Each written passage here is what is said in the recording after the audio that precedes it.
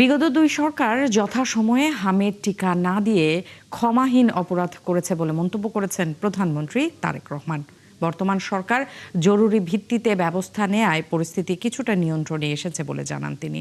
সকালে উপজেলা স্বাস্থ্য ও পরিবার পরিকল্পনা কর্মকর্তাদের সম্মেলনে প্রধানমন্ত্রী আশ্বাস দেন, সুস্বাস্থ্যের বাংলাদেশ বিনির্মাণে সবার জন্য চালু করা হবে হেলথ কার্ড ও হেলথ ইন্স্যুরেন্স। আরও জানাচ্ছেন ফরহাদ ইবনে মালিক। নির্বাচনী প্রতিশ্রুতিতেই দেশের স্বাস্থ্য ব্যবস্থা নিয়ে বড় পরিকল্পনার কথা বলেছিল বিএনপি। তারই অংশ হিসেবে উপজেলা স্বাস্থ্য ও পরিবার পরিকল্পনা কর্মকর্তাদের সম্মেলন আয়োজন। এতে যোগ দেন প্রধানমন্ত্রী তারেক রহমান। দেশের বিভিন্ন প্রান্তে কাজ করা এসব স্বাস্থ্য কর্মকর্তাদের ধন্যবাদ জানিয়ে প্রধানমন্ত্রী তুলে ধরেন স্বাস্থ্য খাত নিয়ে সরকারের পরিকল্পনা। দেশের স্বাস্থ্য খাত নিয়ে বিএনপি সরকারের বিস্তারিত পরিকল্পনা রয়েছে। এরই অংশ হিসেবে বর্তমান সরকার ক্রমান্বয়ে স্বাস্থ্য খাতে জিডিপির 5% বরাদ্দ দেওয়ার পরিকল্পনা গ্রহণ করেছে। বিগত দুই সরকারের হামের টিকা নিয়ে গাফিলতিকে ক্ষমাহীন অপরাধ বলে আখ্যা দেন তিনি। সারা দেশে শিশুদেরকে হামের টিকা না দেওয়ার ফলে বিগত ইমিডিয়েট দুটি সরকারের জীবন বিনাশী ব্যর্থতা মনে হয় ক্ষমাহীন অপরাধ। ভবিষ্যতে আর কখনোই যাতে এ ধরনের ঘটনার পুনরাবৃত্তি না হয়, বর্তমান সরকার সারা দেশে জরুরি ভিত্তিতে হামের টিকা দিয়ে তড়িৎ ব্যবস্থা নেওয়ায় আল্লাহর রহমতে পরিস্থিতি অবনতি কিছুটা রোধ করা সম্ভব হয়েছে। আগামীতে নাগরিকের স্বাস্থ্য সেবা নিশ্চিতে ই হেলথ কার্ড ও হেলথ ইন্স্যুরেন্স প্রণয়নের পরিকল্পনার কথাও জানান তারেক রহমান। বর্তমানে সরকার শীঘ্রই একটি সমন্বিত ই হেলথ কার্ড চালু করতে পরিকল্পনা গ্রহণ করেছে, যার মাধ্যমে দেশের প্রতিটি নাগরিকের স্বাস্থ্য তথ্য ডিজিটালি সংরক্ষিত থাকবে। এতে যে কোনো নাগরিক প্রয়োজনে দেশের যে কোনো হাসপাতালে সহজেই চিকিৎসা সেবা গ্রহণ করতে পারবেন। এর পাশাপাশি বর্তমান সরকার ধাপে ধাপে একটি জাতীয় স্বাস্থ্য বীমা চালু করার পরিকল্পনা বা চিন্তা ভাবনাও করছে। যুদ্ধ পরিস্থিতির কারণে সৃষ্ট সমস্যা সমাধানে সবার সহযোগিতাও চান সরকার প্রধান। সবাই যদি একটু একটু করে আমরা করি, একটু তো পরিবর্তন নিশ্চয়ই হবে, কেন হবে না, অবশ্যই হতে হবে। ফরহাদ ইবনে মালিক, ৭১, ঢাকা। এদিকে দেশে হামের প্রাদুর্ভাব মহামারী আকার ধারণ করেছে বলে দাবি করেছে চিকিৎসকদের সংগঠন Doctors Platform for People's Health DPPH। শনিবার সংবাদ সম্মেলনে তারা বলেন, বর্তমান অবস্থায় সবচেয়ে বেশি ঝুঁকিতে প্রান্তিক অঞ্চলের শিশুরা। অবিলম্বে দেশে গণ টিকাদান কর্মসূচি চালুর সুপারিশও করেছে তারা। এছাড়া গত ২৪ ঘন্টায় সারা দেশে হাম ও হামের উপসর্গ নিয়ে মারা গেছে ৪ জন। মামুন হোসাইনের রিপোর্ট। বর্তমানে দেশের ৬১ জেলায় ছড়িয়ে পড়েছে হামের প্রাদুর্ভাব। এতে সবচেয়ে বেশি আক্রান্ত হচ্ছে শিশুরা, যার মধ্যে ৮৩% বয়সী ৫ বছরের নিচে। স্বাস্থ্য অধিদপ্তরের ধারণা, হামের প্রাদুর্ভাব আরও ১ থেকে ১.৫ মাস স্থায়ী হতে পারে। ইতিমধ্যে বেশি সংক্রান্ত এলাকায় টিকা দেওয়া শুরু করেছেন তারা। হামে শিশু মৃত্যু ও জরুরি স্বাস্থ্য পরিস্থিতি নিয়ে শনিবার ঢাকা রিপোর্টার্স ইউনিটিতে সংবাদ সম্মেলন করে Doctors Platform for People's Health. তাদের দাবি, হামের প্রাদুর্ভাব এখন জরুরি পরিস্থিতি অতিক্রম করছে। আমার দায়িত্ব নিয়ে বলছি, অবশ্যই মহামারী টাইম, প্লেস, পার্সন সাপেক্ষে যদি সিগনিফিকেন্টলি ইনক্রিজ হয়, এবং আরেকটা কথা আছে, হেলথ সার্ভিস যদি এটা কোপ করতে না পারে, আমাদের ক্যাপাসিটির থেকে যদি এটা উপচে পড়ে রোগী, আমাদেরকে জরুরি পরিস্থিতি ব্যবস্থা নিতে হয়, এটা অবশ্যই পাবলিক হেলথ এমার্জেন্সি এবং এক্ষেত্রে মহামারী বলতে পারি। দ্রুত কার্যকর পদক্ষেপ না নিলে হামের প্রাদুর্ভাব বড় ধরনের স্বাস্থ্য সংকটে পরিণত হতে পারে বলে উদ্বেগ জানায় সংগঠনটি। ৬টি বিভাগে যে শিশু হাসপাতালগুলি ছিল, সেই শিশু হাসপাতালগুলি চালু করে কিন্তু অনেকাংশে এই শিশুদেরকে চিকিৎসা দেওয়ার ক্ষেত্রে যে ক্রাইসিস হচ্ছে সেটা সমাধান করা সম্ভব ছিল। আমরা মনে করি এই শিশু হাসপাতালগুলি অবিলম্বে চালু করার উদ্যোগ নেওয়া দরকার, এবং এখানে একেবারে হাম ডেডিকেটেডলি প্রয়োজনে এখানে বিভিন্ন রকম ওয়ার্ড চালু করে এই জায়গাটিতে যদি একটা বিশেষ উদ্যোগ নেওয়া হতো, তাহলে আমরা বুঝতে পারতাম যে সরকারের সত্যিকার অর্থে আন্তরিকতা আছে। এদিকে আগামী ২০ এপ্রিল থেকে দেশব্যাপী টিকাদান কর্মসূচির ঘোষণা দিয়েছে স্বাস্থ্য অধিদপ্তর। মামুন হুসাইন, ৭১, ঢাকা। মার্চ এপ্রিলে দেশে হামের প্রাদুর্ভাব শুরু হলেও এখন পিক টাইম চলছে। তবে আগামী ২ মাসে এর প্রাদুর্ভাব কমে আসবে বলে আশা করছেন গ্যাভির বাংলাদেশ প্রতিনিধি। হামের প্রকোপ বাড়ার জন্য সময় মতো গ্যাভির টিকাদান শুরু না করাকে দুষছেন তারাও। যদিও সারা দেশে টিকাদানে দ্রুতই পরিস্থিতি উত্তরণের আশা স্বাস্থ্য অধিদপ্তরের। আরও জানাচ্ছেন মেহেদী হাসান। স্বাস্থ্য অধিদপ্তরের পরিসংখ্যান বলছে বর্তমানে প্রতিদিন হাম শনাক্তের হার অন্তত 50%। বাড়ছে মৃত্যুর হারও। সন্দেহভাজন শনাক্ত 22,000 ছুঁই। বাংলাদেশের গ্যাবি প্রতিনিধিরা বলছেন দেশে সব জেলায় হাম ছড়িয়েছে। মার্চ এপ্রিলে হাম শনাক্ত ও মৃত্যুতে পিক টাইম পার করছে। এরপর শনাক্ত ও মৃত্যুর হার কমবে বলে আশা গ্যাভি স্টিয়ারিং কমিটির। আমাদের 2026-27-এর মধ্যে মিজিলস এলিমিনেশন প্রোগ্রাম রয়েছে, কিন্তু 95% লেভেলে আমরা কখনোই পৌঁছাতে পারিনি। এই কাভারেজ গ্যাপটাই কিন্তু ওভার দ্য পিরিয়ড একটা কিউমুলেটিভ ইফেক্ট এসেছে, যে টিকা না পাওয়া বাচ্চাদের কাছ থেকেই কিন্তু এই হামের প্রাদুর্ভাবটা ছড়িয়ে পড়েছে। প্রাথমিকভাবে ছোট আকারে ছড়িয়েছে, তারপরে ইমিডিয়েটলি রেসপন্স হতে হয়তো আমাদের দেরি হয়েছে, যার কারণে এটা বিস্তৃত হয়েছে আস্তে আস্তে 100-300 উপজেলাতে। এখন সারা দেশে একদম ব্যাপকভাবে বিস্তৃত। এখন আর ওই টার্গেটেড কথা বলার সুযোগ নেই। এখন আমাদেরকে সারা দেশকে হাম প্রতিরোধ ব্যবস্থাপনার আওতায় আনতে হবে, যেটা বাংলাদেশ সরকার শুরু করেছে। গ্যাভি থেকে পাওয়া টিকা সময় মতো দিলে হামের প্রাদুর্ভাব থেকে দেশ কিছুটা হলেও রক্ষা পেত বলে দাবি করেন ডাক্তার নিজামুদ্দিন। ক্যাম্পেইন মানেটা কি? ক্যাম্পেইন মানে হচ্ছে যে ভ্যাকসিন শিশু পাবে, প্রতিটা শিশু পাবে, এবং কর্মী বাহিনী প্রতিটা এলাকায় দেবে। সেজন্য পরিবারের সহায়তা দরকার, কমিউনিটি মোবিলাইজেশন করে যে মাঠ পর্যায়ের সহযোগিতা দরকার, লোকাল গভর্নমেন্টের সহযোগিতা দরকার, ল অ্যান্ড অর্ডার যারা কাজ করছেন তাদের সহযোগিতা দরকার। তাহলে হবে কি, স্বাস্থ্যকর্মীর জন্য এই কাজটা সঠিকভাবে করা সম্ভব হবে এবং প্রত্যেকটা শিশু সেই টিকাটা পাবে। হাম পুরোপুরি নির্মূলে একদম দ্বার প্রান্তে ছিল বাংলাদেশ। হঠাৎ এমন হামের সংক্রমণে দুশ্চিন্তায় স্বাস্থ্য বিভাগও। আমি বলবো যে এই মাত্র 1.5 মাসের সরকার এসে এটার যে প্ল্যানটা করছে এটা আউটস্ট্যান্ডিং। এটা আসলে এইভাবে যে সিদ্ধান্ত গ্রহণগুলো করা যায় সেটাও হয়তো এর আগে ধারণার বাইরে ছিল। মাত্র একদিনের মিটিংয়ে ইনস্ট্যান্ট একটা সিদ্ধান্ত যে 2 কোটি ভ্যাকসিন আমরা রাখছিলাম ক্যাম্পেইনের জন্য। তো এই 2 কোটি ভ্যাকসিন কিন্তু আমরা খরচ করা শুরু করে দিচ্ছি একদিনের সিদ্ধান্তে, এবং কোনো অফিসিয়াল প্রোটোকল মেনটেন না করে, শুধু নির্বাহী আদেশে। মেহেদী হাসান, 71, ঢাকা। হামের মতো সংক্রামক রোগের চিকিৎসায় আইসিইউ সুবিধার অভাবকে গুরুতর সংকট হিসেবে উল্লেখ করেছেন জামায়াতের আমির ও সংসদের বিরোধী দলীয় নেতা ডক্টর শফিকুর রহমান। দুপুরে শ্যামলীতে শিশু হাসপাতাল পরিদর্শন করে তিনি কথা বলেন। দেশের হাম পরিস্থিতিকে উদ্বেগজনক বলেও মন্তব্য করেন বিরোধী দলীয় নেতা। স্বাস্থ্যখাত বর্তমানে নাজুক অবস্থায় রয়েছে উল্লেখ করে হাসপাতালগুলোকে ব্যবসা কেন্দ্রে পরিণত না করার আহ্বান জানান জামায়াতের আমির।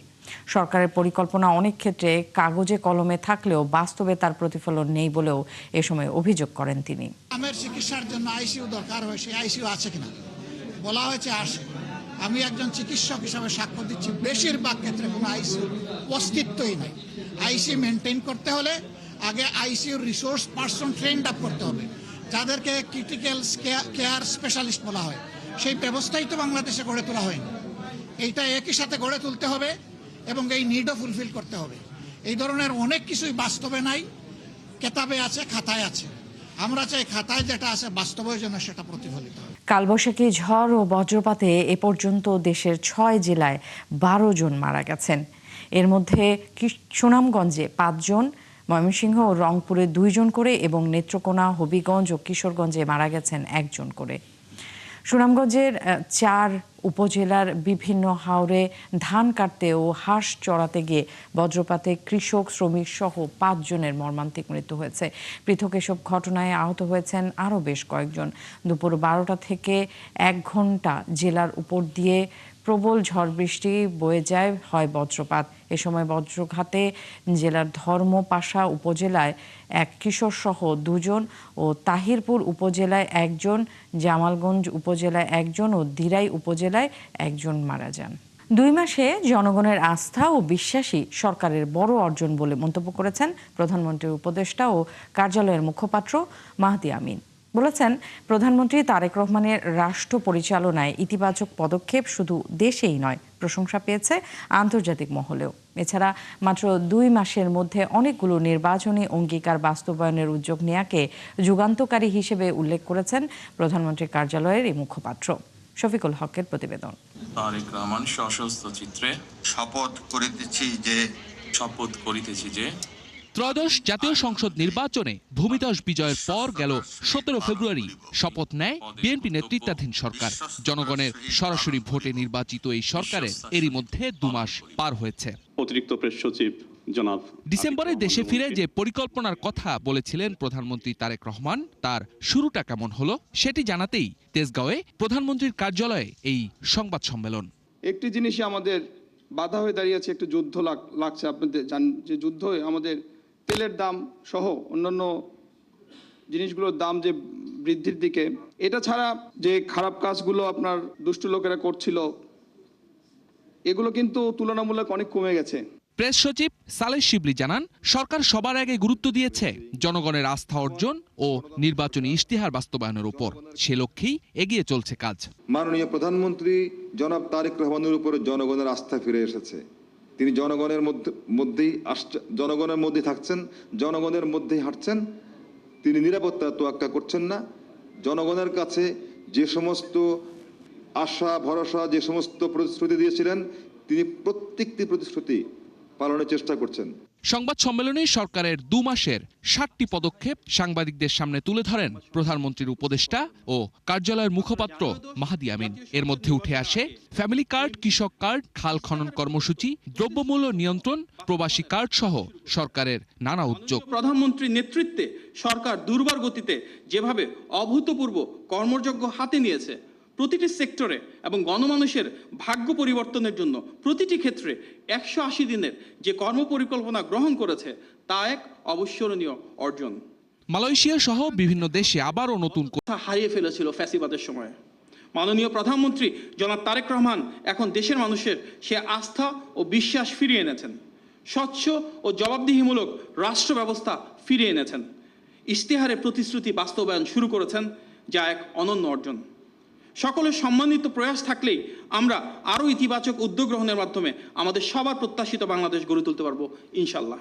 এছাড়া জুলাই সনদ বাস্তবায়নের উদ্যোগ, ধর্মীয় শিক্ষকদের মাসিক সম্মানী প্রদান, মুদ্রাস্ফীতি নিয়ন্ত্রণে সরকারের সফলতা অর্জন করেছে বলেও দাবি করেন মাহাদি আমিন। দেশের মানুষের কাছে বিএনপি যে অঙ্গীকার করেছে এবং যে প্রতিশ্রুতির আলোকে ধানের শীষে ভোট দিয়েছে, সরকারের সর্বোচ্চ পর্যায় থেকে শুরু করে সবাই তা অক্ষরে অক্ষরে পালনের জন্য দায়বদ্ধ। শফিকুল হক, 71, ঢাকা। হজ যাত্রার প্রথম দিন 14টি ফ্লাইটে সৌদি আরবে যাচ্ছেন 5,759 জন হজযাত্রী। হজযাত্রার সামগ্রিক ব্যবস্থাপনা নিয়ে খুশি যাত্রীরা।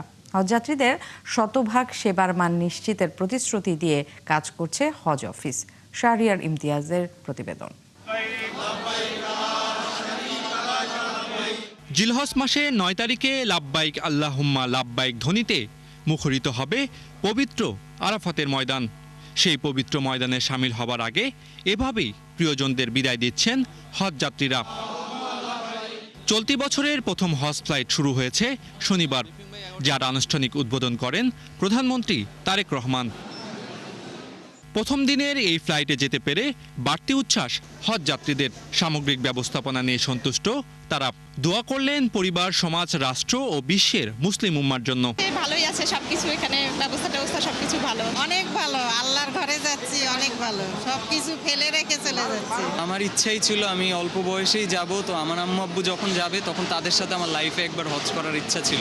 নিজের পরিবারের জন্য তো থাকবেই, কিন্তু নিজের পরিবারের আগে বিশ্ব উম্মার জন্য দোয়া, তাহলেই না নিজের দোয়াটা কবুল করবে আল্লাহ। আল্লাহর সন্তুষ্টির জন্য, আমার নিজের জীবনের গুনাহ খাতা মাফের জন্য আল্লাহর কাছে ক্ষমা চাওয়ার জন্য যাচ্ছি। এদিকে হজ অফিস জানাচ্ছে হজযাত্রীদের যাত্রা নির্বিঘ্ন করতে শতভাগ তৎপরতা চালাচ্ছে সরকার। ভোগান্তি নিরসনে তাৎক্ষণিক পদক্ষেপের কথাও জানালেন তারা।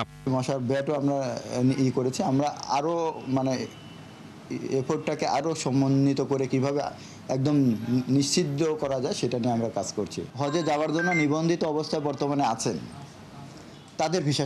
ইমতিয়াজ, 71, ঢাকা।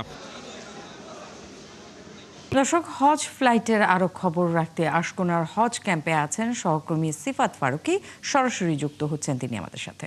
সিফাত, একটু জানতে চাই, আজকে পর্যন্ত যে কয়টা ফ্লাইট আছে সেখানে আসলে হজ ব্যবস্থাপনা নিয়ে কোনো ধরনের অভিযোগ আপনার কাছে এসেছে কিনা, এবং রাত পর্যন্ত আর কতটি ফ্লাইট বাকি আছে? ন্যান্সি, এখন পর্যন্ত 11টি ফ্লাইট ছেড়ে গিয়েছে এবং আমরা যতটুকু জানতে পেরেছি যে তেমন কোনো ব্যবস্থাপনায় তেমন কোনো ত্রুটি ছিল না, এবং যাত্রীরা আমাদেরকে জানিয়েছেন যে তারা সুন্দরভাবে এবং নিরাপদেই তারা ফ্লাইটে আরোহণ করতে পেরেছেন।